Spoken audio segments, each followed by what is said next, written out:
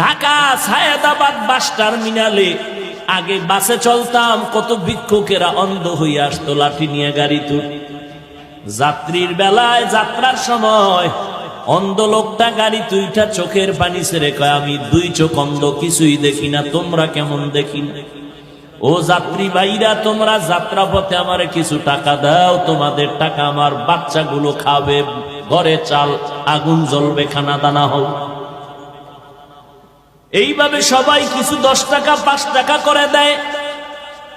এমন ভাবে অন্ধ বলে, আমি তোমাদের টাকা নিয়ে সন্ধ্যাবেলা কিছু চাল ডাল নিয়ে ঘরে যাই। ঘরের মধ্যে ঢুকা মাত্র আমার টের ভাইয়া, আমার 2টা ছোট বাচ্চা আব্বু বইলা আমার জড়ায় কয়, আব্বু মজা দাও, মজা দাও। আমি পকেট থেকে 2টা চকলেট বের করে বাচ্চারে দেই।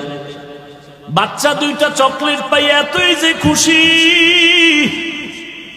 আমার এই গলা জড়াইয়া 2 সন্তান 2 দিক দিয়ে আমারে চুমু দেয় আর আব্বু তুমি কত ভালো, তোমার মতো ভালো আব্বু কেউ নাই, তুমি কত সুন্দর। আমি আমার বাচ্চা 2টা কোলে জড়াইয়া কাঁদি আর বলি, ও দয়ার মালিক, তুমি আমারে এমন অন্ধ বানাইছো, আমার সন্তানগুলো বলে আমি নাকি অনেক সুন্দর, কিন্তু আমি আজও পর্যন্ত দেখতে পারলাম না আমার কলিজার সন্তানগুলো কেমন সুন্দর। ও যুবকেরা, কয়েক